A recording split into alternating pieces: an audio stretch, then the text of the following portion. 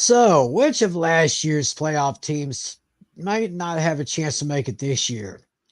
What about teams that missed the playoffs last year? Who could possibly make their way into the postseason? And which head coaches do we feel are going into the 2024 season on the hot seat? Going to see if we can try to find those answers to those questions and many more as we get you ready for another off-season edition of Fantasy Football Fever, which starts right about now.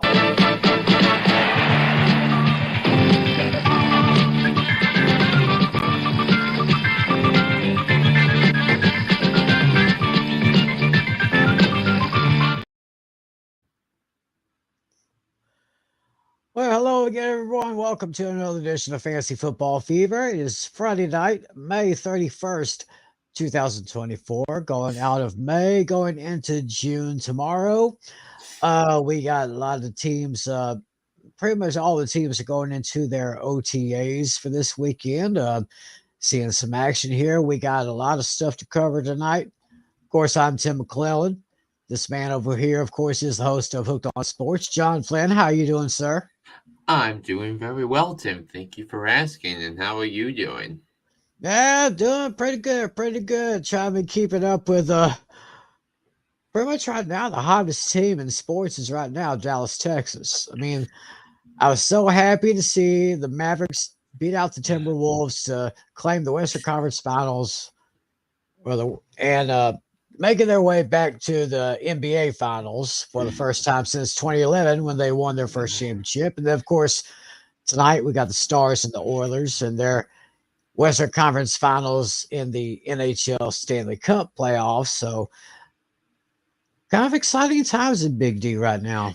It's and I think the gods at ESPN made it a good time to dunk on the Cowboys because you had the Rangers and as well as the Mavs and the Stars all go to the conference finals in their respective sports, while the Cowboys haven't been in played on Championship Sunday since January of '96. So you had that, but look, the Mavs completely outplayed the Timberwolves, and Luka Doncic and Kyrie Irving have just been incredible. It's, and then you also have the Stars, who are again I've said this before. This podcast, my preseason pick to win the whole was my preseason pick to win the Stanley Cup. But but last time I checked, it wasn't looking so hot for Dallas right about now. Um, in their game against Connor McDavid, Leon Draisaitl, and the Edmonton Oilers. Yeah, oh, Yeah, well, yeah, we'll do a little check on that here pretty soon. But yeah. we got a lot of stuff to talk about on tonight's show. We've got a bunch of hot topics that we want to really get into right now. Starting over in Los Angeles, where the Rams running back Kyron Williams, who had a pretty great year last season, has just suffered a knee injury. Uh, I don't know the extent of the injury or how long he might be out. You heard anything, Flynn? It's not, we haven't heard the extent of it, but I do think it's kind of newsworthy in the fact that the Rams drafted Blake Corum with their third round pick last year, this past draft. That he of course was front and center in the Michigan backfield last few years under Jim Harbaugh, and he was so dynamite for Michigan. The Rams let him fall to the third round where they could just scoop him up, and you figure that from a fantasy perspective, that's going to zap some of the value that Kyron Williams had, because he was basically, when he was out there, he was in one man backfield all by himself, constantly getting turning in 100 yard 100 yards on the ground, a touchdown performance. It felt like weekly, and now because he's hurt, Blake Corum is getting the chance to get the reps at OTAs in the first team. So I think that's an exceptional pick by the Rams. I mean, in terms of a game perspective, where you can take some pressure off of Kyle Williams that you won't need to have him run 20 25 times a game, and that's great for the um for that perspective. But if Lake Corum continues to show something, I think that that's going to eat into the workload here of Kyle Williams, and that'll reduce his draft value come draft time. Like I said, Kyron Williams was a pretty much a great fantasy stud last year. Hopefully, this injury is not going to be not too serious for those Rams over in Los Angeles. Uh, on the other side of the country, your Giants as a quarterback situation right now that hopefully they can get that settled before too long. Yeah, I think you would have to say that one of the worst, maybe if not the worst quarterback situation in the league this year because because first of all you have Daniel Jones coming off the torn ACL and he talked to the press last week and said that he is adamant that he's going to be the week 1 starter for the Giants in the game against the Vikings coming up on September the 8th, which is 100 days from today, so that the Giants season starts Right. along with everyone else that doesn't play Thursday, Friday, or Monday. But so, but I scrolled through the Giants Twitter page and I saw Daniel Jones taking reps and I saw Drew Lock taking reps and both Daniel Jones and Drew Lock knew each other from the Senior Bowl in 2019. They were both drafted the same year. I was a big Drew Lock proponent in the draft process because he had a strong arm. He was a good leader. Helped make Missouri relevant for a brief time in the SEC. But but the reason why the Giants and maybe perhaps the biggest reason why the Giants are in such a perilous position in terms of the roster is because Daniel Jones has a $47.5 million cap hit and based on what I saw, he does not look like the part of a starting quarterback, and I think that that's pretty alarming for the Giants. And but I think the catch is that if Daniel Jones suffers another season-ending injury and it doesn't pass a physical next year, so in that the Giants even if the Giants cut Daniel Jones, it will be an additional $25 million cap hit for protection purposes. So the Giants really need to walk this fine line of with their quarterback this year because it's because look the Giants roster is still very much a work in progress and we knew said that it was under construction. Yeah, I mean because but you do have you need to figure out the offensive line. Hopefully, our offensive line coach Carmen Basillo actually shows Brian Dable some common sense when it comes to the offensive line because that's going to be needed, especially when it comes to Evan Neal and who they play at their guards, whether it's John Munyon Jr., Jermaine Illuminor. So it's going to be a logjam up there up front uh, on those fronts. So you have that. You have the youngest secondary in the league now. Young isn't necessarily a bad thing. Especially I mean, take for example last year's Packers team, but this has all the makings of being a long year for the Giants. So that's going to be a huge problem. And look, here's my hot take for you, Tim. I think Drew Lock is going to start more games this year for the Giants than Daniel Jones. Hmm. I think we're going to have to put that one on the board. Yeah, I think you can mark the tape on that one. So, Right. um, yeah, but that's what the eye test says, Timmy, and I think sometimes you need to that sometimes you can look at stats, but which is big, but so there's nothing deceiving about the eye test, and Daniel Jones has not passed the eye test since the wild card game against the Vikings that defense in 2022. Yeah. Yeah. Seems like ages ago since they last had a great quarterback like Eli Manning. But Yeah, yeah. I say, but you know the Giants are going to be drafting the quarterback next year, and hopefully we can get if Shador Sanders has a great another great year at Colorado and he's declares for the draft, I would not be surprised if Shador Sanders is going to be the Week 1 2025 quarterback for the Giants next year. that sounds like another bold prediction right there. Yeah, so. So we have that, and there's also and while we're on quarterback situations, there's been more chatter about the Pittsburgh Steelers quarterback situation. As Right. Right. right, right, because it's been talking about Russell Wilson and Justin Fields and how Arthur Smith incorporates his running game into an offense. So it's there's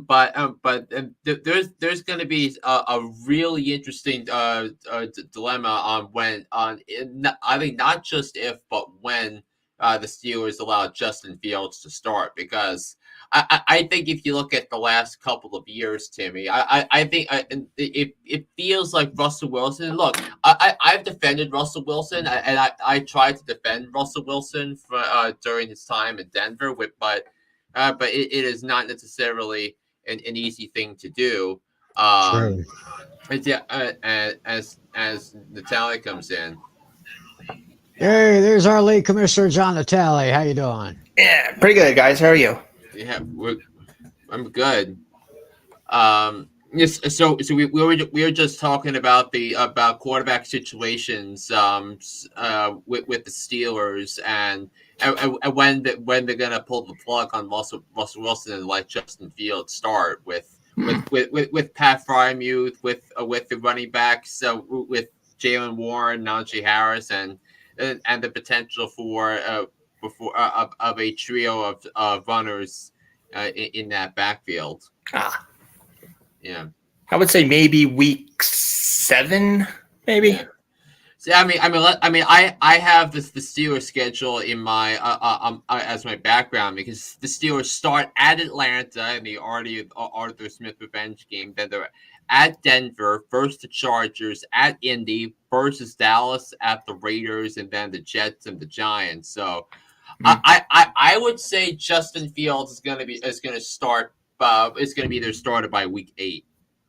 Okay, yeah, we're right around the same wavelength. I said week 7, so we're pretty close. Yeah, week 7 they have the Jets on a Sunday night game. Week 8 they're home against the Giants on the Monday night game.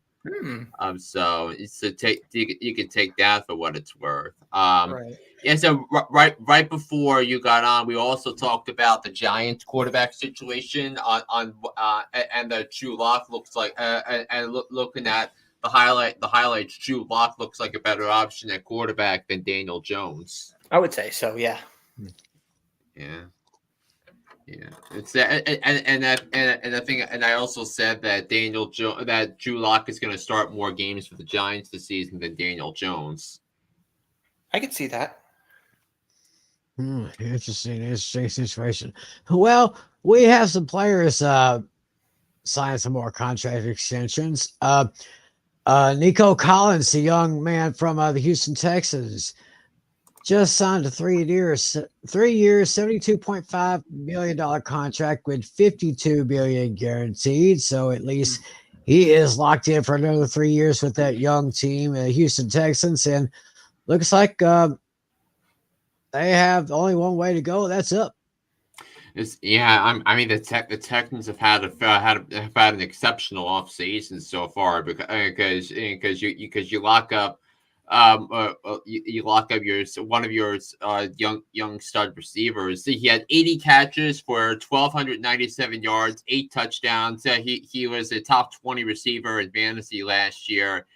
And now you could very much look at Nico Collins as your number 2 wide receiver going into the season for Houston, with Stephon Diggs now in Houston. So the Texans are in a place where they could be even better. I think he's worth every single penny. Yeah, I would definitely think so right there. Uh, I got another player here.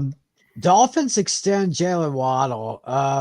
This one is it's 3 years, 84.75 million with 76 million guaranteed.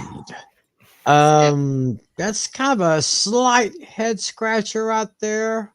Yeah. Like the thing that really sticks out to me is the guaranteed money with $76 million guaranteed.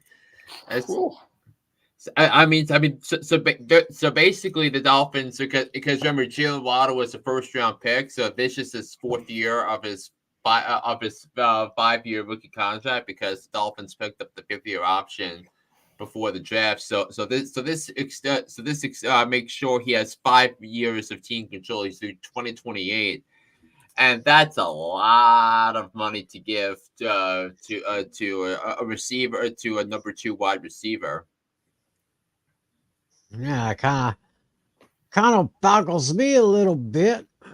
So yeah, Let me see.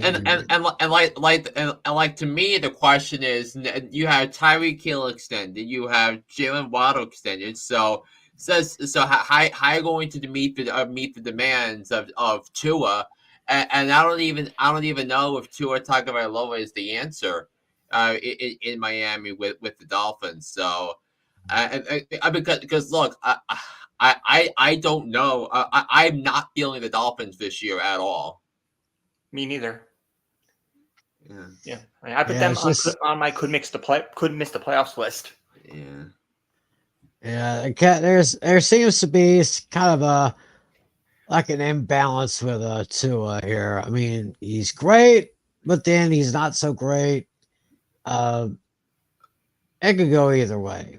I mean, take a look at all of his games the last year against Buffalo and Kansas City. So that, and even so, even against Dallas, that he needed to grind to beat the guy to beat the Cowboys last year. I mean, in that game where the Cowboys with that defense. So yeah, he'll light up the league's worst defenses, but then when it comes to him facing a real defense, and his ability to handle pressure coming from edge rushers, I think that's kind of a scary thought. Yeah, it is kind of scary. We'll just have to see how that plays out. We have another extension signed. The wide receiver for the 49ers, Jawan Jennings, he just signed a 2-year, 15.5 million contract, 10 million guaranteed. So at least the 49ers still hold on to one of their best weapons right there. And of course, still, in my opinion, the 49ers are pretty much still the best team in the NFC until further notice. Yeah, I mean, but I think because you look at the 49ers offense, and it's so incredible, and it's such an incredible machine, beautiful machine. Now, I think the question for the 49ers is about their defense, whether they can stay, whether or not they can stay healthy, because. Yeah, because we talked a lot about the absence of Tulanula Hafanga, their All-Pro safety from 2022, who wasn't available for the 23 playoffs, and the difference of that. Then you throw on the injury Drake Greenlaw suffered in the Super Bowl against the Chiefs and how the impacted that game. So look, I listen. If Talon, if those two come back and play at a level that I think they're capable of playing, and they also got Leonard Floyd in free agency as well, on top of what they already have. So if those guys can contribute and they can constantly play at a high level, I will be penciling the 49ers as my pick to win the Super Bowl this year.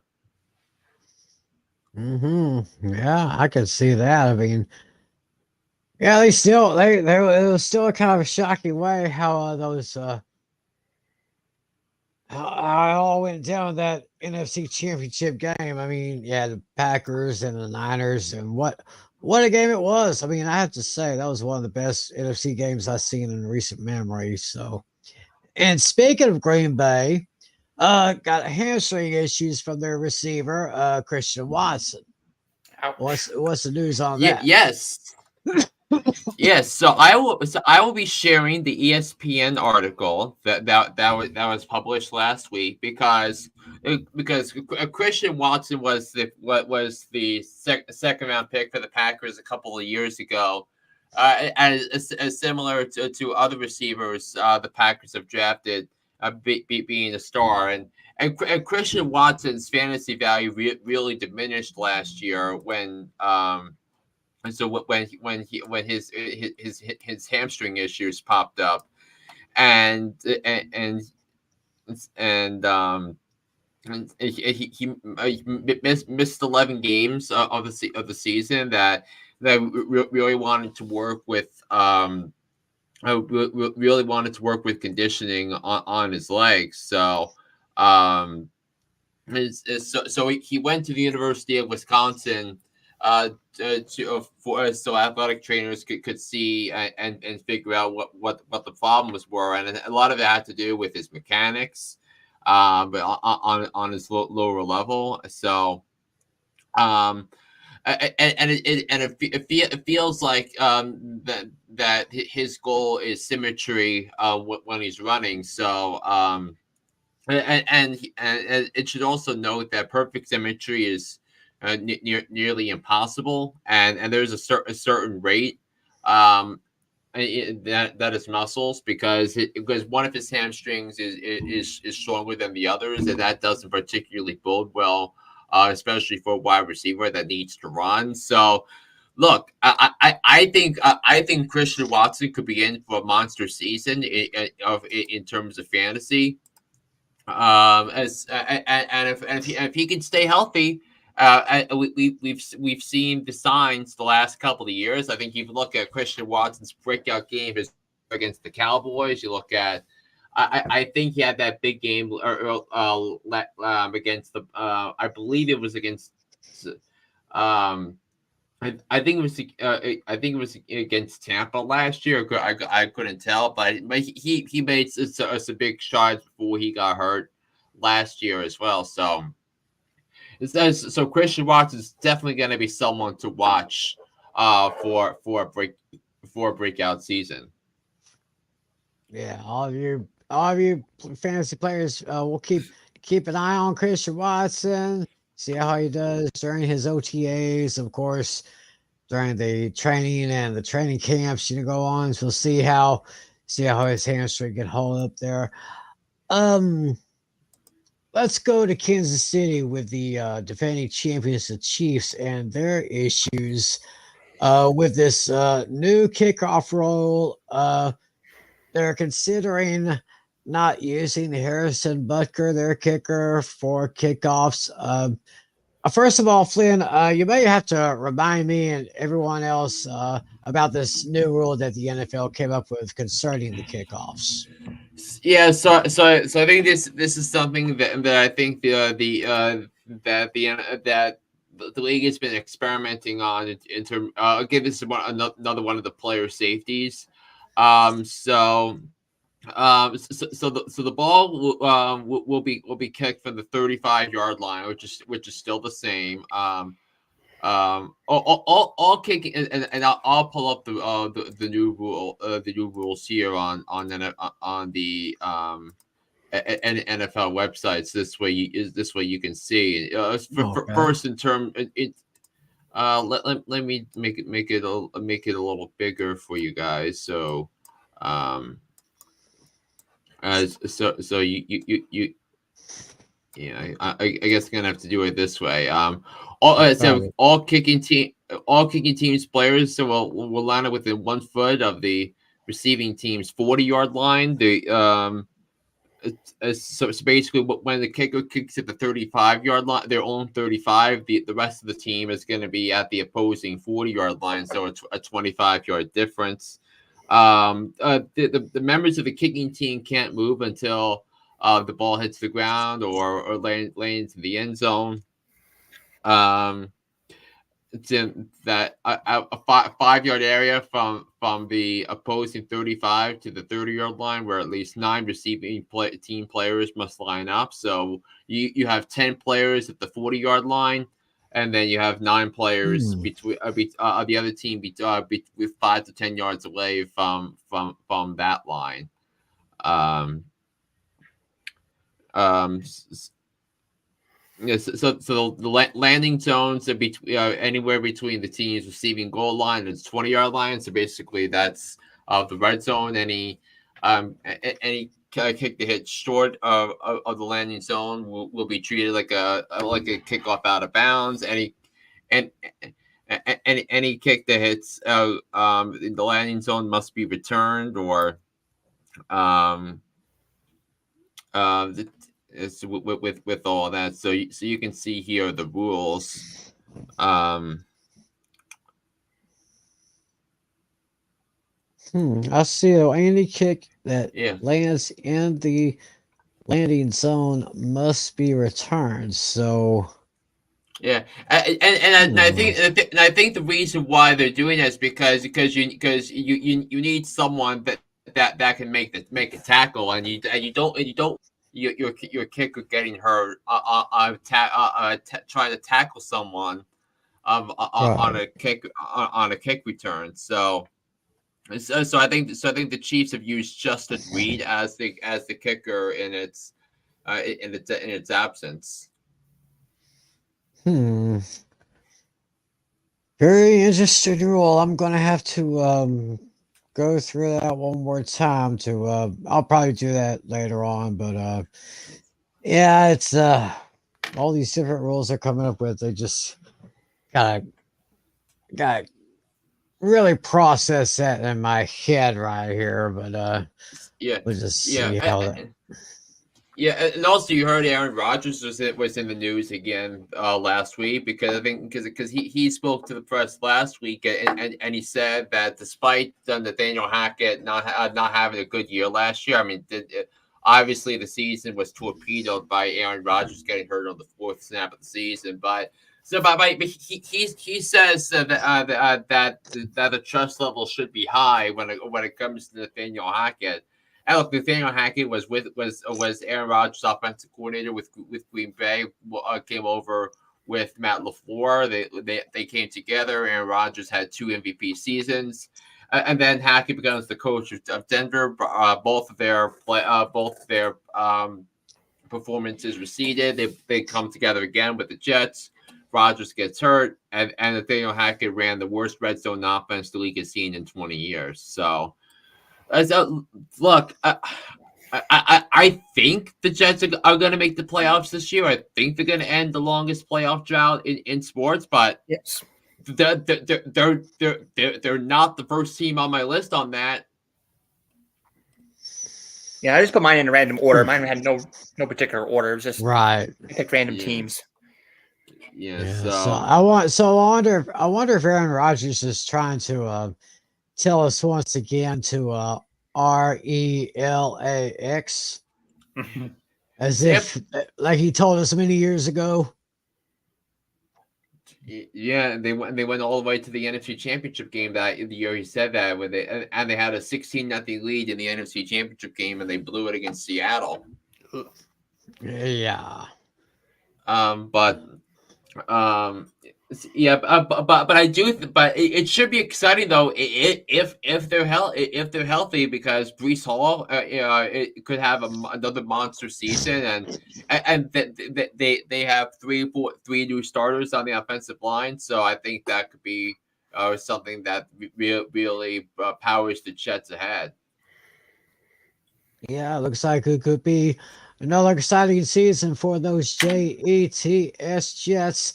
Speaking of exciting, why don't we go to the Windy City? It has just been announced that the Chicago Bears will be this year's featured team on HBO's critically acclaimed Hard Knocks.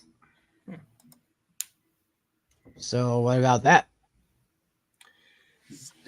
I mean, I think you got to be excited. I mean, as a Bears fan, now it used to be so much of a doom and gloom because teams didn't want to be featured on Hard Knocks, but last year the Jets wanted to take advantage as a potential love note, a love story, about the long suffering Jets fans and the idea of Aaron Rodgers being the savior at that time. And now you have the Chicago Bears now with Caleb Williams, Romeo Dunze, Keenan Allen. That they added other pieces to their defense, so it could be a really big year for the Chicago Bears where they could win 10, 11 games. Oh, yeah, especially after that killer first round of the draft. Caleb Williams with the top pick. Then later on, they get Romo Dunze with the wide receiver position. I think that offense is just bolstered up just a little bit. We'll see how that works out. So, so I guess those are pretty much the hot topics we got for you this time. But now we're getting into the meat of our show, and we kind of hinted at it earlier about our teams that could make the playoffs that didn't last year, and then the playoff teams last year that may not make it. So, with that being said, who are we going to show first? Yeah, Who's list? I think we should also point out the teams that made the playoffs last year that didn't make it the year before. So the teams that made the playoffs last year after missing the year before, you had the Houston Texans, you had the Cleveland Browns, you had the Pittsburgh Steelers, you had the Packers, the Rams, and the Detroit Lions. So you had six teams make the playoffs last year after missing the year before. Now, the teams that made the playoffs in 2022 and missed playoffs in 2023, so that means six teams fit into that category. You have the Minnesota Vikings, the New York Football Giants, the Seattle Seahawks, the Baltimore. You have the Chargers, who of course fired their head coach. Yeah, and then you have the Jacksonville Jaguars and the Cincinnati Bengals. Hmm. Oh, interesting Yes. contrast there. Yes, so what each of us did, we did something. So we did the same thing for a special last year. That we each picked five teams that based on what we've seen so far this offseason, five teams that can make the playoffs after missing the year before, and then the five teams who will miss the playoffs this year after making it last year. So I'm going to start I'm going to start with my list here for just a second here. Um, Yep. So here's my list of teams that who fit each of the categories, and I'll go through one of them one by one. I need to talk about who's out, and I mentioned this before about the Miami Dolphins. I'm just not sold on the Dolphins with a competitive AFC and seeing the Jets improvements, seeing other teams around the conference improve. And the Dolphins have pretty much stood pat throughout this offseason, and they were mainly focused on extending their players. There's been a little bit of drama around Tua. this offseason when it comes to OTAs. I just don't think the Dolphins. Given some of their schedule this year, I think it's gonna be difficult because the Dolphins play the AFC South, where we're gonna have three contenders with the Jags, the Colts, and the Houston Texans, and then then they also play the NFC West this year with the 49ers and the 49ers and the Rams, and maybe Seattle as well. So and none of those games are going to be gimmies, and I still think Buffalo has the quarterback advantage, but with this team, but I just don't know. I just don't think the Dolphins are going to be a playoff team, and neither do I think the Bills are going to be a playoff team now.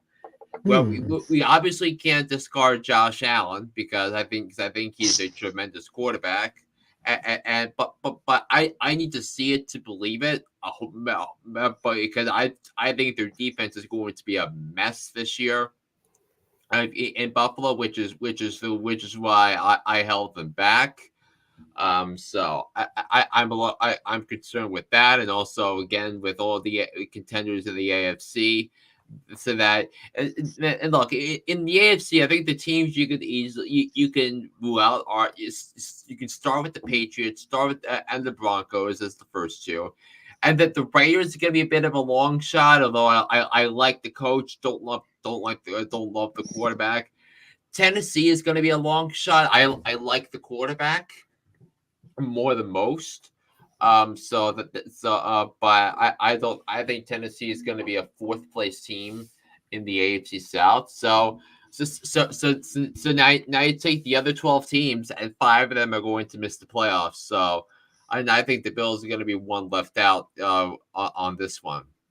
The Dallas Cowboys are going to be a team that I have right now. I would have missing the playoffs because I think they have issues. They have questions on the offensive line. They have questions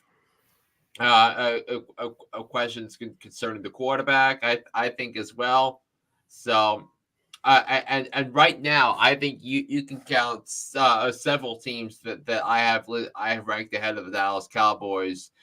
Perhaps the Cowboys' saving grace this season in terms of playoffs or no playoffs is that they get the gift of the schedule in the NFC East, where they have the Giants and the Commanders twice this season. So that could be the reason why the Cowboys make the playoffs for a fourth consecutive year. But right now, I think the Cowboys are clearly inferior in terms of the roster and the coaching to the Philadelphia Eagles.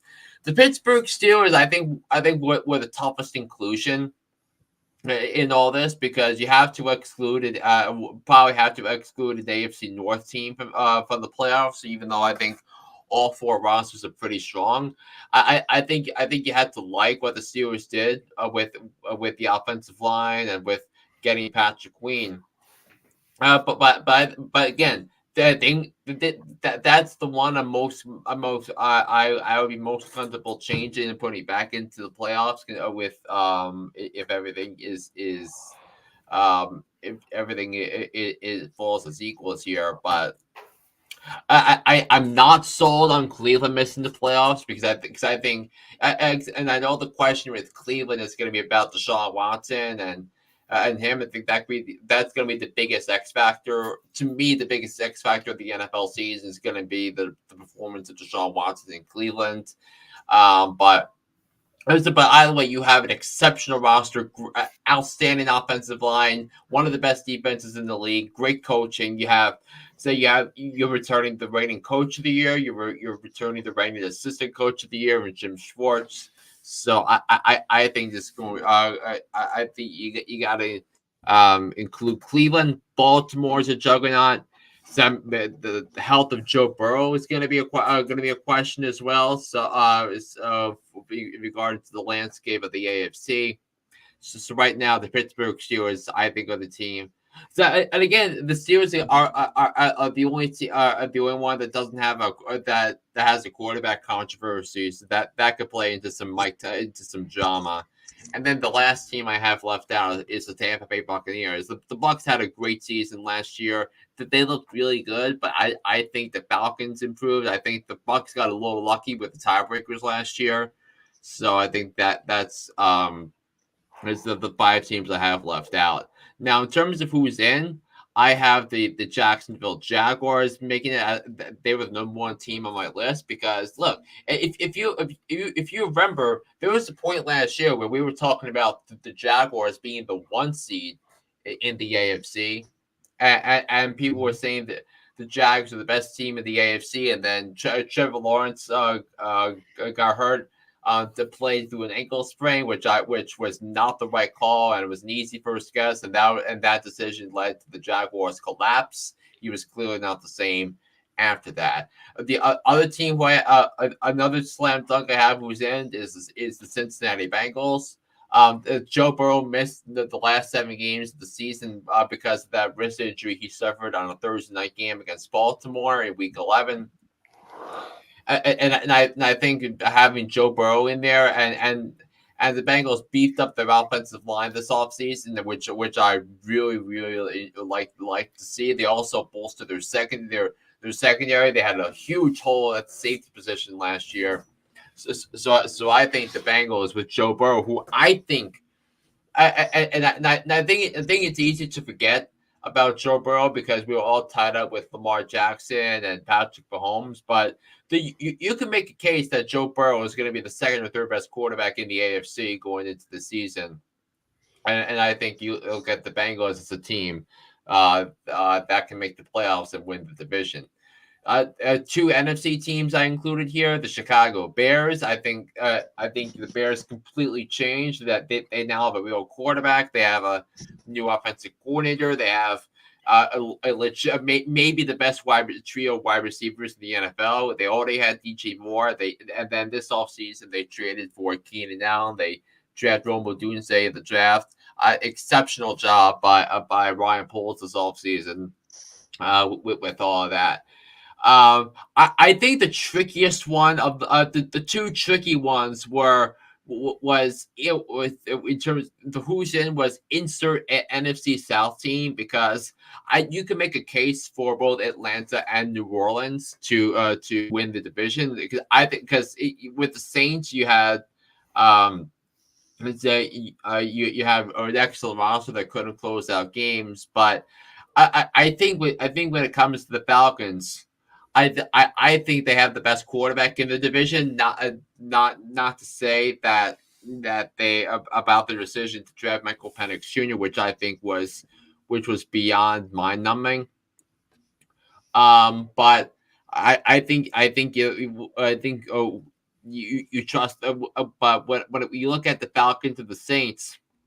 And was one of the things I say is which team has the better coach, which team has the better quarterback, and I trust the Falcons coach to coach team up to victory more than I do with Dennis Allen and the New Orleans Saints, and then I put the Jets in as the last of my 5 teams in because right now I think the Jets on paper are better than both the Bills and the Dolphins. So. Those are my 5 playoffs, no playoff picks. Now, who wants to go next? You go, Ken. All righty then, go ahead and put up my list if you would. Excuse me. Well, anyway, as far as my list is concerned, the who's out teams for this year. First and foremost, unfortunately, I'm kind of on the fence with the Cowboys. I mean, and I agree with everything that Flynn just said about the Cowboys. They're basically going to have to plug in 2 of their draft picks and 2 of their including their top draft pick, Tyler Guyton, and they'll have to plug in a rookie, Connor Beebe, into that offensive line. And then you have issues with Dak. I mean, what Dak are we going to see this year? Are we going to see the Dak who led the league in interceptions 2 seasons ago? Or are we going to see the Dak that led the league in touchdown passes last year? That's what I'm thinking about. I mean, the defense, still looks all right. I think they had a couple of issues. We lost Leighton Vander Esch. Of course, he was kind of injury prone, kind of like his predecessor, Sean Lee there. So that's my slight inkling that the Cowboys that could hold the Cowboys out of the playoffs for this year. Also, I have the Pittsburgh Steelers. They have been just able to get winning seasons in from Mike Tomlin. They may miss the playoffs this year because of the quarterback situation. I just had that screen. I just had that up on my screen here. Yeah, with Russell Wilson and Justin Fields. Um, I'm really starting to believe that Russell Wilson is just becoming a shell of what he used to be. And Justin Fields, in my opinion, really hasn't proven to me that he can be a solid quarterback, but with enough mentoring and enough training, he may make it there. I guess that's probably the only situation I have with the Steelers there. I mean, their defense is all right, but the Steelers might miss out. Also, I've got Tampa Bay. Um, as Flynn said, Atlanta looks pretty good right now. New Orleans is doing okay. Carolina, they'll probably definitely be out of the playoffs. I didn't really want to include them. Tampa Bay probably going to miss the playoffs this year. Um, Still have Mike Evans, but I think it's the defense that kind of gives me cause to pause in Tampa Bay. Uh, Cleveland, I'm really starting to think that Baltimore has really improved. I think that Cincinnati has improved.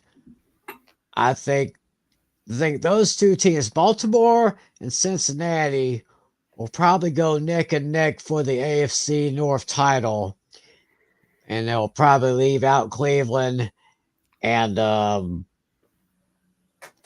Cleveland and Pittsburgh here. So I had to put the bottom two AFC North teams on my list, and also maybe the Los Angeles Rams.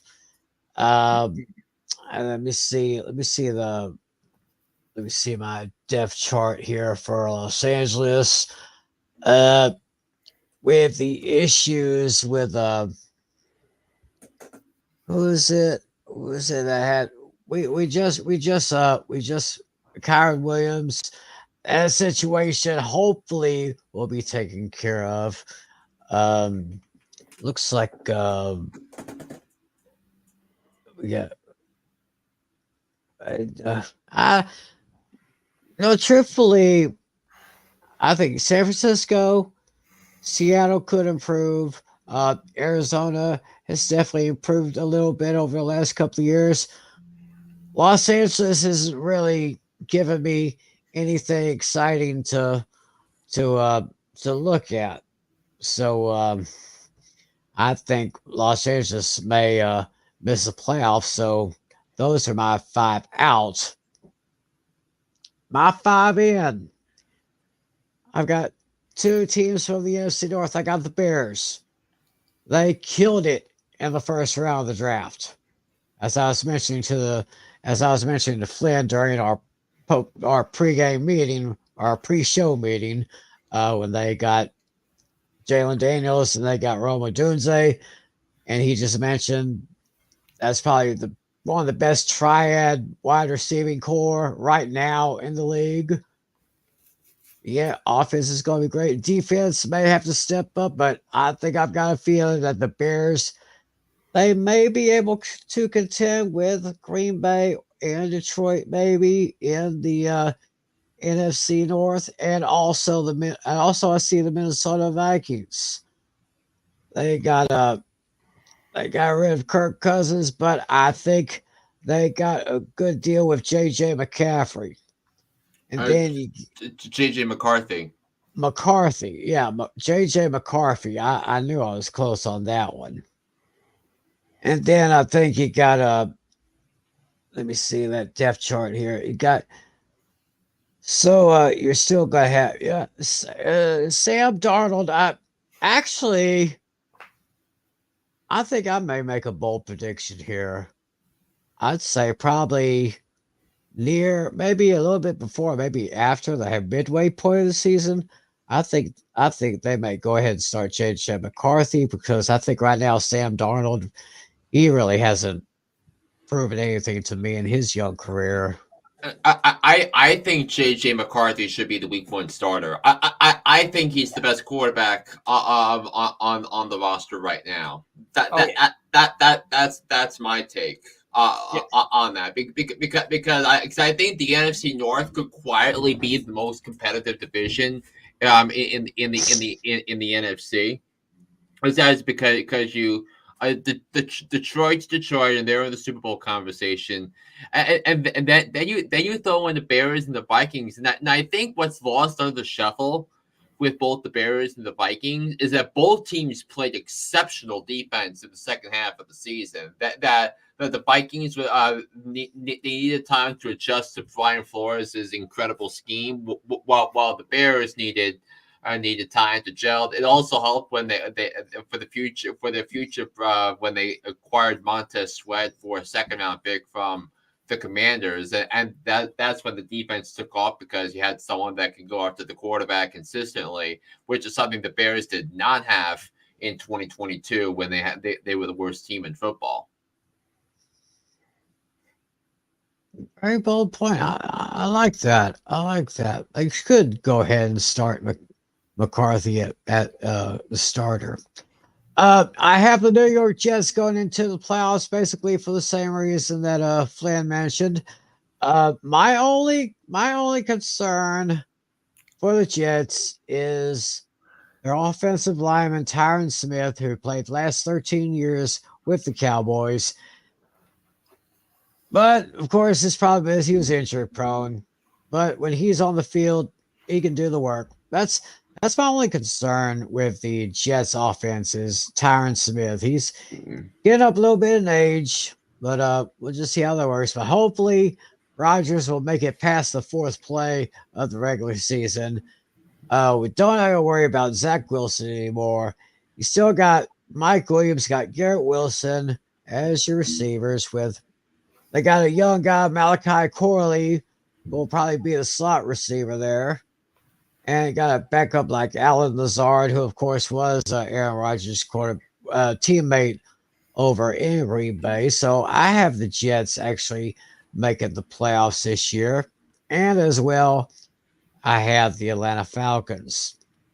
Now, yeah, I'm still puzzled by the fact that they were able to get Kirk Cousins from Minnesota, and they decided they decided to draft Michael Penix Jr.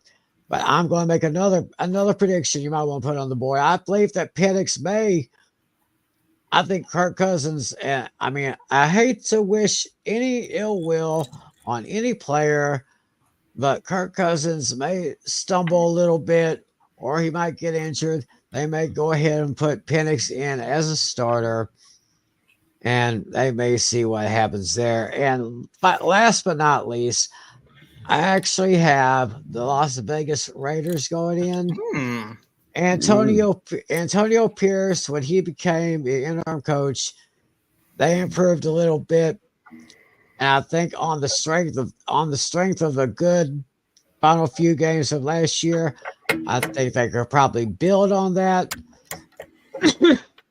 I could probably see the Raiders getting one of the three wild cards in the AFC, but actually I've got the Raiders just getting into the playoffs this year. So those are my two lists. Wow, that is a bold prediction. Yeah, getting the Raiders into the playoffs. And look, I get where you're coming from in terms of the coach and the culture. Devontae Adams really wanted Antonio Pierce to stay as the coach of the Raiders after he said the feel was a lot different. Is Gardner Minshew one of the average quarterback, or is Aiden O'Connell an above average quarterback? Because those are your two quarterbacks this season. In a conference that has Lamar Jackson, Patrick Mahomes, Aaron Rodgers, Josh Allen, Tua, C.J. Stroud, Anthony Richardson, Trevor Lawrence. You have a lot of quarterbacks that will eat up that'll teams that have an easy quarterback advantage over this Raiders team. But the culture of the defense, I thought, played strong down the stretch as well. So there's always that one surprise team that comes out of the clouds to make the playoffs. Maybe it's the Raiders, but I guess you'd the call quarterback them. situation would be something. I guess you could probably call them my, the dark horse from my list, maybe. Yeah. So it's like here's the thing though. If the Falcons decided not to draft Michael Penix Jr., guess what? The Raiders were dead set on drafting Michael Penix Jr. It's not the Raiders' fault that they don't have a quarterback. You blame Atlanta for that, but Yeah, well, I digress. Let's find out what our friend Natale has for his 5 teams that's out and 5 teams in. Let's see what his says here. Go ahead, Kamish. Yeah, well, I mean, there isn't really much to say about the Bucks. We're all in agreement there. I think that season was a fluke. They're not as good as their record shows. They're going to be exposed this season. Yeah, the same thing maybe for the Packers. I think they got a little bit lucky. I don't think they're as good as their record shows either. And I don't see them making it this time, especially since the Bears made a massive improvement. Yeah, I mean, the Bills and the Dolphins, there isn't really too much to say about that. Yeah, Flynn summarized it already. The Jets are the best team in that division right now. I'm going to agree. I mean, as of right now, I might change my mind. I could potentially put the Bills in, but right now I'm not too sure. There's still plenty of offseason left, so we'll see what happens there. And yeah, basically the Steelers, the same thing that Flynn said. We're the same on 4 out of the 5 of these, I believe.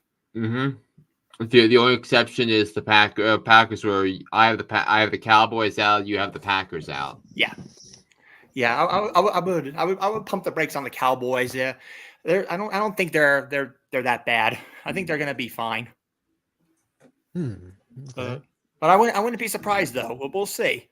Maybe the Bears could potentially replace the Cowboys in the playoff spot. I mean, we'll see. But I would pump the brakes on them right now. I really think the Cowboys are going to be just fine, even though they don't have Tony Pollard anymore. And yeah, moving on the other side. Yeah, I have the Jets making it. Yeah, we're all in agreement there. That's very easy. That's a very safe pick. They're the best team in that division right now. Yeah, this one was a tough one. I put the Saints making it. Yeah, I was expecting them to win the division last season. That didn't happen. This time, I think they're going to do it. It's a tough one because I think we're going to have kind of like the same result here, like the division winner being 9-8, something like that. Thus, having only one open spot for the playoffs. And I was tempted to pick the Falcons. I just couldn't quite do it. I think the Saints might be slightly better. I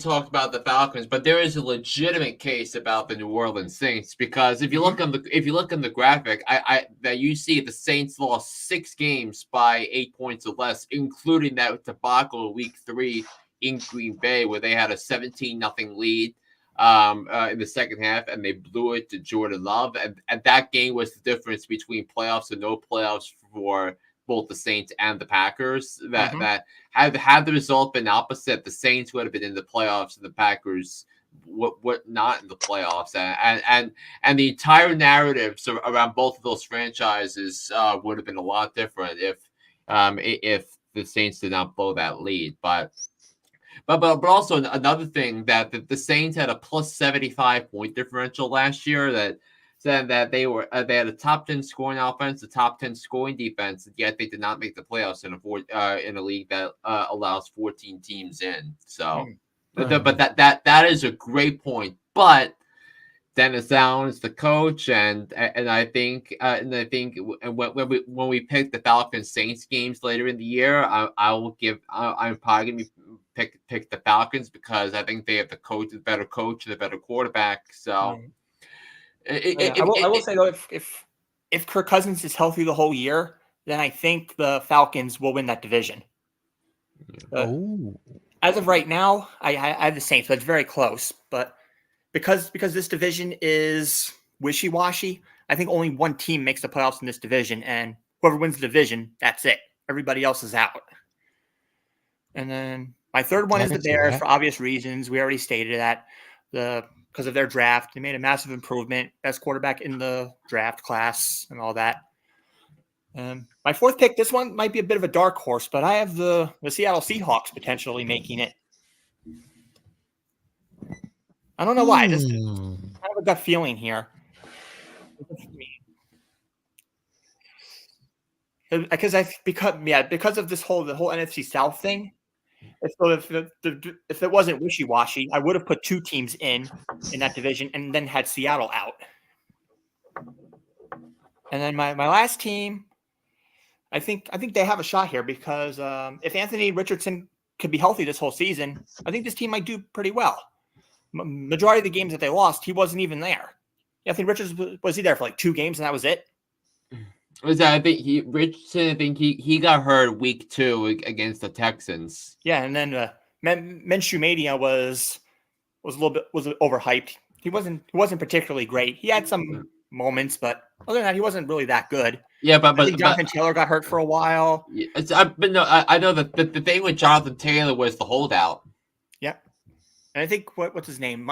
What's his name? The receiver. Michael Pittman Jr. Well, I think wasn't he hurt for a little bit too? He might have been, but the Colts went down to the very last weekend of the season, as you can see down below. Yeah. A different play call on 4th and 1 with your season on the line would have changed the narrative of both the Colts and the Texans. Yeah. Similar to the way the Packers Saints game did. So I mean, it's crazy how one game of the regular season can change the narrative without you realizing it until afterwards. Yeah, that last one was a tough one for me. I was torn between a few teams. I had the Colts. I picked the Colts, but I was also considering the Jaguars, and I was also considering the Bengals. Yeah. It was a really tough choice. Yeah, I could make an argument over any three, but I picked the Colts just for a little comparison here, just to have something different. And see, my 2 tough exclusions I had on my list of who's in. The Saints were one. Because you still have the talent, which I think is exceptional, especially with that defense.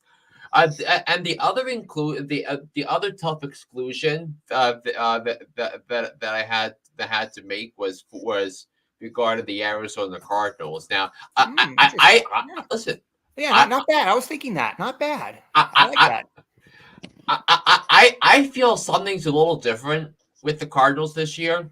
Right. Because I think because Jonathan Gannon can coach, and I think he can flat out coach, and I think we saw that his teams played hard, that they made it tough for their opponents. I mean, look at week 1 against Washington last year, where it wasn't easy. They were up 20-0 at one point against the Giants, and they needed Daniel Jones' only productive half of the season for the Giants to even have a chance to win that game, let alone win that.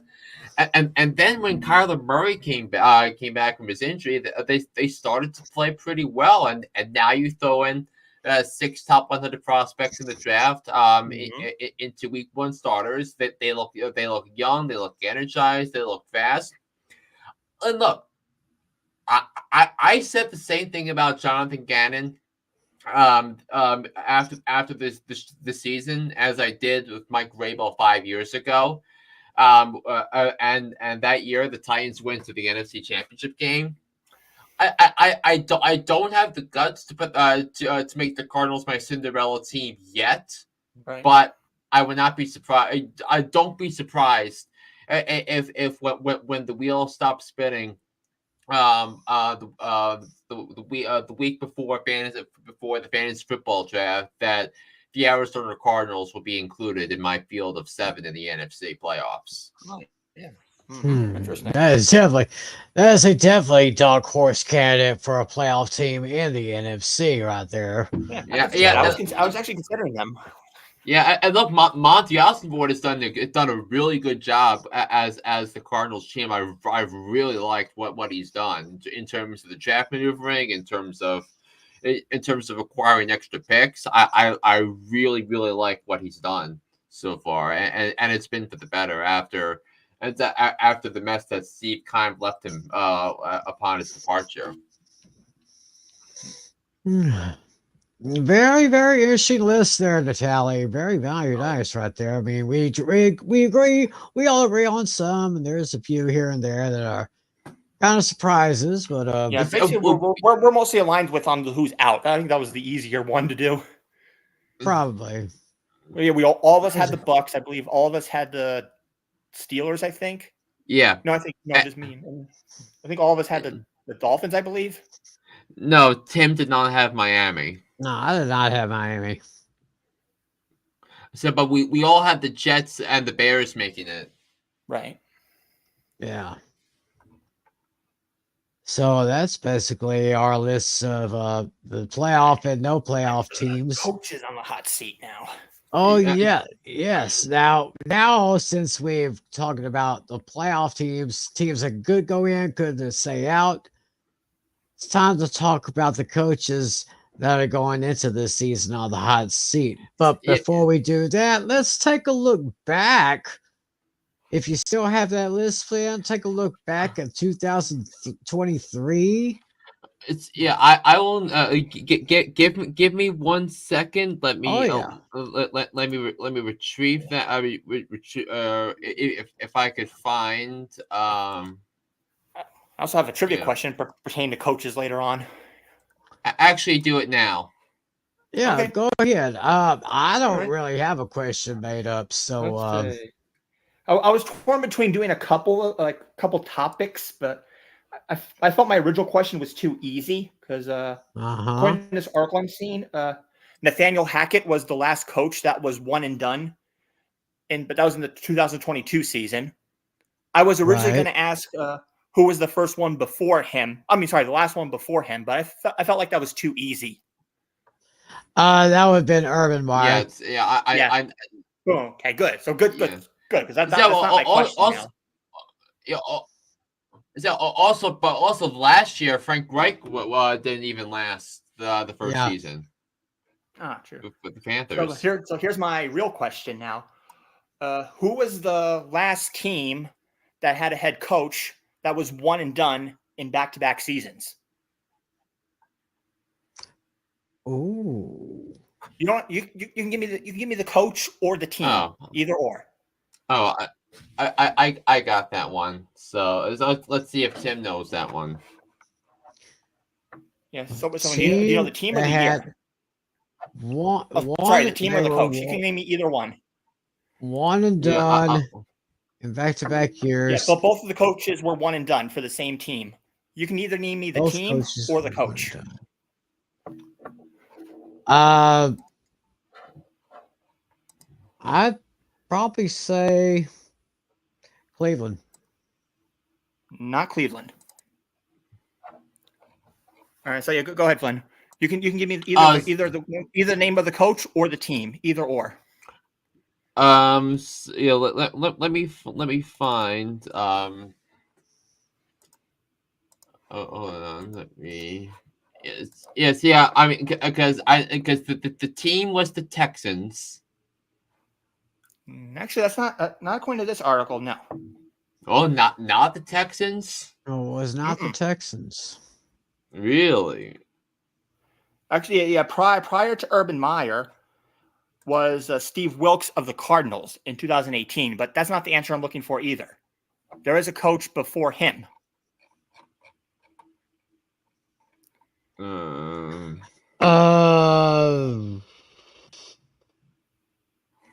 tell you what to do. I'll let you guys work together on this one. Do you want me to give you the team name or the name of one of the coaches?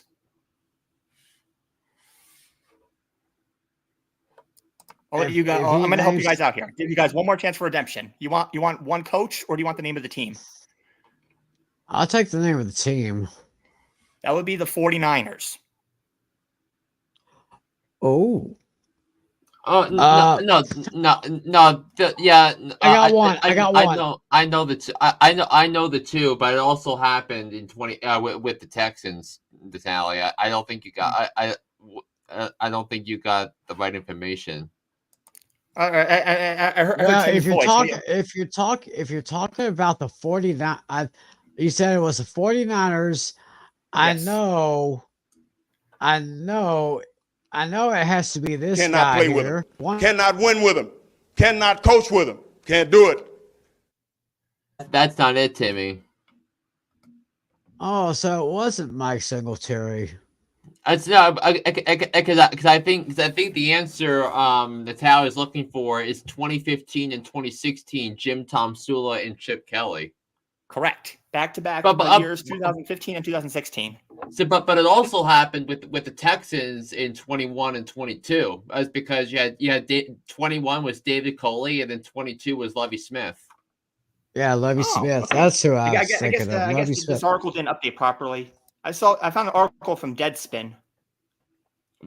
Dated when, Natale? When was this dated? December 27th, 2022. Yeah, but Lovie Smith wasn't fired yet, so. Okay.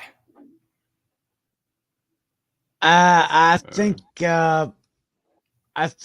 mean, even though Natale tried to get us a good trivia question here, I think he kind of missed that one a little bit. But were they one and done though? Yeah, both were one and done. Right. So I think Mr. Flynn has found the file that we were looking for. Looking back at the head coaches that we thought were on the hot seat last year. So that's who we had. And it looks like the ones in green are the ones that actually got fired. Of course, the first of which was Josh McDaniels, pretty much in the middle of the season. And so we all had Ron Rivera. We all had Ron Rivera. Yeah, but it was a pretty easy one. Yeah, pretty easy. So, Brandon Staley. Because of that was an easy one. Right. Arthur Smith, I didn't quite see that one coming. Didn't quite see it coming, but I got it. I called it. Yeah, he called it. Yeah. Meanwhile, both of you had Kevin Stefanski, and he wound up being the coach of the year. He is not on my list this time. He is not on there. No, he is. I do not have Stefanski this time. And both of you had Mike McCarthy, and both the Cowboys won 12 games last year. Yep. So that's basically our list that we had last year. Yeah, but I was stunned that the Jets kept Salah. And even though it was the lack of discipline on defense. So, and Natale and Tim have seen their list, but I've seen Natale's and Tim's list, but they have not seen mine. So, are you ready? Let's do this. Here we go. Okay. So for Natale's list of coaches on the hot seat, he's got Doug Peterson from the Jaguars. He's got Mike McCarthy from the Cowboys again. Sean McDermott for the Bills, Zach Taylor for the Bengals, and Kevin O'Connell for the Vikings. So, Natale, Explain yourself. Yeah, for the I definitely want to hear your explanation about Kevin O'Connell. oh wait a minute, I might have put him by accident. I was considering Robert Saleh. That's what it was. That was the one I was hung up on. Yeah, but it's, Because yeah, I think the maybe it was a toss up. Was it a toss up between Salah and O'Connell? Yeah, that one I screwed up on. Yeah. I realized it now that I see the list in front of me. yeah. That was a bad call, so I'm gonna scratch that. All right. So you're gonna have to scratch that one.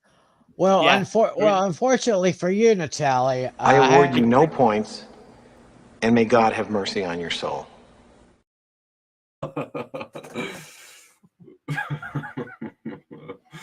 Oh, that's okay. That's okay.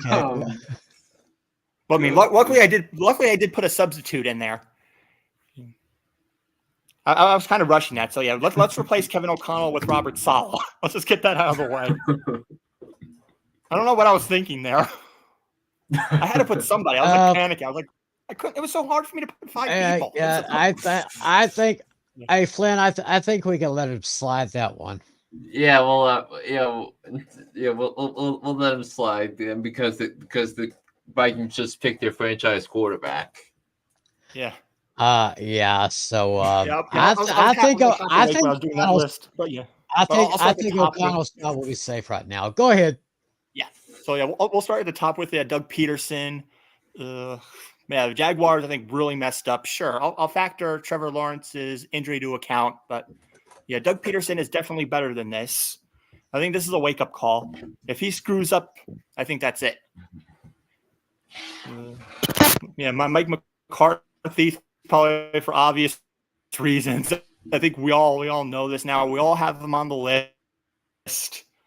If for some crazy reason Dallas doesn't make the playoffs, he's definitely done. Mm-hmm. For Sean McDermott, same thing. Yeah, the Bills are far too talented. But if they screw this up, I think he's also done.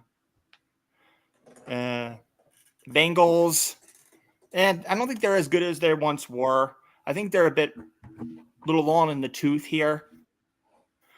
They need to step it up. Sure, granted, they lost Joe Mixon. I'll cut them a little bit of slack there. But if Zach Taylor can't coach this defense, I think there's going to be some problems. And yeah, we're going to, like I said, scratch Kevin O'Connell. Let's put in Robert Saleh in there. The Jets have been given a bone. This is their division to lose. If they lose this division, he's definitely done. Okay, I can see that. Well, all right, my list goes as follows. Mike McCarthy. Is Natale's screen frozen? Yeah, there's I my believe 5. so. Yeah, I believe so. He may have to go to his cell phone or to his iPad or whatever else he uses. Anyway, Kevin O'Connell. Oh boy. All right. Well, I've got McCarthy on the list here. This is his make or break. I mean, I cannot give McCarthy another pass. I mean, if Cowboys, I mean, like I said, the Cowboys may not make the playoffs. They may barely miss. It's Flynn, are you okay? No.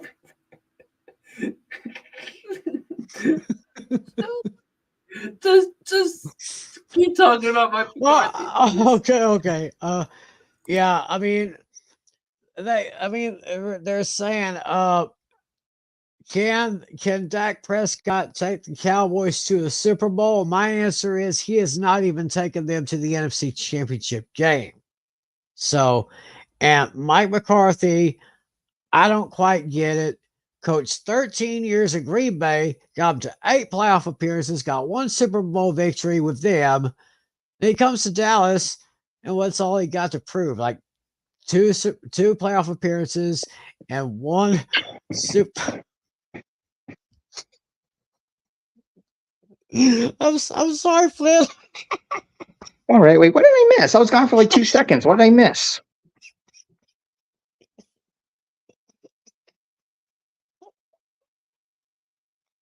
What did I miss? I was gone for like 5 seconds.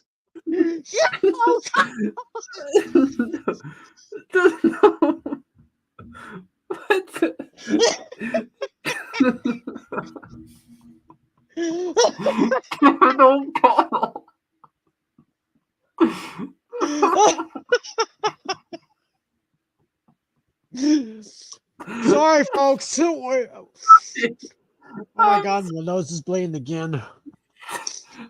Oh my gosh. I've not laughed so hard like this since that one show last year with LC and Lucas. And oh my gosh, I'll have to show you guys that clip sometime before the season starts. But anyway, yeah, McCarthy is his seat is now, I think, hotter than ever before. So if they don't even make the NFC Championship game, he's gone, and I believe Dak is gone, and they'll just have to worry about moving on from them. Next on my list, Dennis Allen. The Orioles has been kind of in a lull for the last couple of years, even though they got Derek Carr with them. Or do they still have Derek Carr? Hold up. Let me check my depth charts here for New Orleans. Who they got there? They kind of. Oh yeah, they got Derek Carr. They still have Chris Olave. They have Rashid Shaheed as their slot. They've been kind of a mid-card team over the last couple of years. So Dennis Allen will probably have to get that team together and really get them going here. Matt Eberflus for the Bears. They, just like you said about Robert Saleh, the Bears have got a bone, and it's time for them to grab it and see if they can work those 2 young guys and that offense, get that defense going pretty good. So the Bears have very high expectations for this young team that could make the playoffs. Sean McDermott for the Bills. Correct me if I'm wrong, but I don't think the Bills have been to a AFC Championship game since 2020. The Bills Mafia is kind of getting a little bit restless with him. So they got to perform better than New York. They got to perform better than Miami. Of course, everyone in that division is going to perform better than the Patriots. So, but right now, Sean McDermott's hot seat is it's really getting burning up right now. And last but not least, I kind of had to put Mike Tomlin in there. Even though he may retire at the end of this next season, the Steelers have that quarterback situation that we talked about earlier. And I don't know, the Steelers may miss the playoffs. Either way, Tomlin may retire, but like I've said many times before, I have nothing but the utmost respect for Mike Tomlin. I mean, you got a guy who's been a coach, just 3 head coaches in the last 40-something years? Yeah, I think I think since the last 55 years, they've only had 3 coaches: Chuck 3 Noll, coaches. Bill Chuck Cowher, Noll, and Mike Bill. Tomlin. I mean, you talk about greatness right there. Tomlin is one of the greatest. They should put a statue of Tomlin in front of that. I don't know what they call it. I still call it Heinz Field, damn it. So basically, that's my list there. So, Flynn, we can go to your list right now. Yeah, and I do agree with Natalia when it comes to Robert Saleh. I mean, because look, I called on the Jets to fire Saleh so many times because it's the lack of discipline and can't coach his way out of a paper bag. And had some winnable games with Zach Wilson at the quarterback, but it was a bad execution and that their season was hell bent on a 40-year-old staying healthy. That's kind of a problem there. Um, and Matty Eberflus was number two on my list of the head coaching candidates 2 years ago in the coaching cycle that included Brian Dable going to the Giants. So yeah, this Bears team should be making the playoffs. I think that should be the minimum expectation. Well, but when it comes to the transformative nature of the Chicago Bears roster, but even has got to be better in crunch time situations. So we gotta. So he's getting his name has got to be up there. Um, Dennis Allen. No, look, it was a disaster for him with the Raiders, and I think you have to consider the Saints as a team that's underperformed his 2 seasons there so far. He was clearly not the best choice to succeed Sean Payton after he quit on the Saints. And I believe that Dennis Allen will be fired if the Saints miss the playoffs. And I think the same thing too with Mike McCarthy because I think the Cowboys have another whole skill issue when it comes to their quarterback. So will the Cowboys want to bring in a new head coach or a new quarterback? Conventional wisdom says that's worked in the past. I mean, see Jimmy Johnson and Troy Aikman the same year. So, but I think that's going to be something to keep in mind for Dallas, and then for the Philadelphia Eagles, Nick Sirianni. And I see. I think here's the thing, though. I think that the late season collapse last year is still very much in the minds of the Philadelphia Eagles. That the Eagles were in a position to because at one point they were 10-1. They had the best record in football. They had a 2-game lead over everybody. They were winning a lot of close games. They got high level production from Jalen Hurts, from AJ Brown, that running attack. Even in some of the tougher games, like against Kansas City, against Buffalo, the Week 9 game against Dallas, they found ways to win those games. But I don't know what it was. It might have been the security incident. It might have been the poor play on defense, having to change coordinators. And now Nick Sirianni in his second straight year of two new coordinators with Cal Moore, who I think is a big upgrade over the last one, and Vic Fangio, the defensive coordinator, a big upgrade over Sean Desai, Matt Patricia, but the hallmark of losing in football, Matt Patricia, over the last 5 years. Now you have upgrades at coordinators and a super talented roster. And if the Philadelphia Eagles are right now my pick to win the division, but if they don't win a playoff game, I think there's going to be some serious calls from the Eagles fans going for the head of Nick Sirianni. So it's that if the Eagles do not win a playoff game this season, I consider the season a failure. Interesting. I was actually considering putting Nick Sirianni on my list, but considering how well they did in the draft this past year, or just a couple months ago, I think Philadelphia could have a better season than last year. I mean, yeah, last season was really terrible with them basically free falling into the playoffs, which is never a good thing. They just got bolstered right out of there in the first round. But I do see good things coming. I still think Philadelphia is the top team in that division, the NFC East.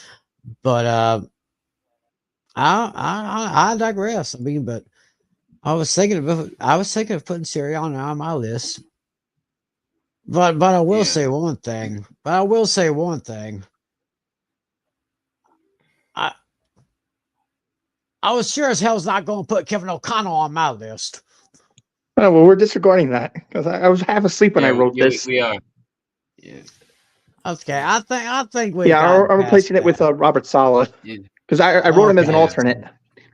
Okay, so we'll put Saleh in there. Let's put Kevin O'Connell to rest. I think he's going to be just fine. Yeah. So, Yeah. all righty then. I'll have that updated for next time. Yeah, hold that to see how they do. Yeah. And we have a I forgot we did have some comments earlier from our good friend Dashy. Kyle Shanahan on the hot seat? I don't think so. No, I don't think so at all. No. Kyle Shanahan is safe. I Yeah. mean the 49ers, like I said, they are the best team in the NFC until further notice. Shanahan's doing a great job there. Nothing else there. So I guess. So we got a lot of stuff covered in this last hour and a half, and it's been a great show. Now, we were planning on doing another show next Friday. However, I believe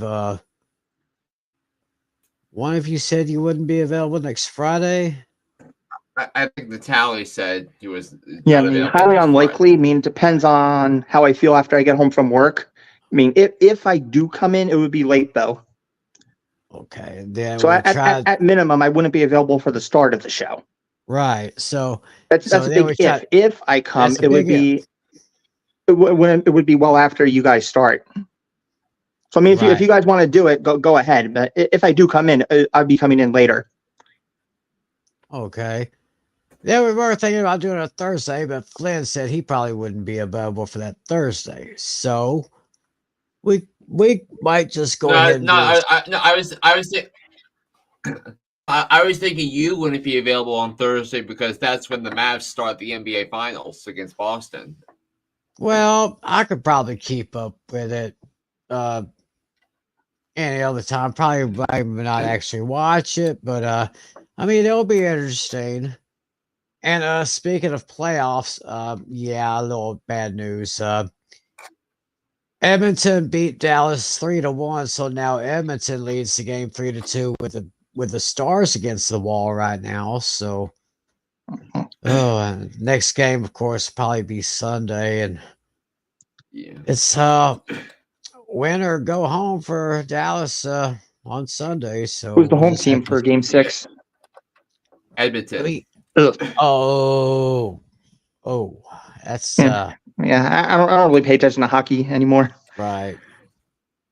I kind of lost interest. Well, way back in the day, I was a Devils fan.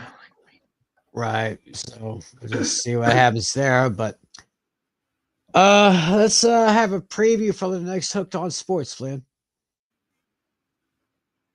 Let's see. I think we're gonna be. I'll be going into more about the conference finals in the NBA about where Lucas stands in the best player in the world conversation. And some topics in Major League Baseball about the with Soto and Judge and the Yankees pitching, which has been unreal so far, and the Yankees are boat racing to the best record in the American League. Yeah, but now they got a hurdle climb. They lost to Clark Schmidt now for a month and a half at least. Yeah, I know, All but right. still, we're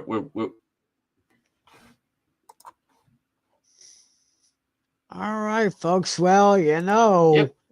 just go to whatever podcast site you go to, look up Hooked on Sports, and you'll hear Mr. John Flynn giving his insights on everything in the world of sports.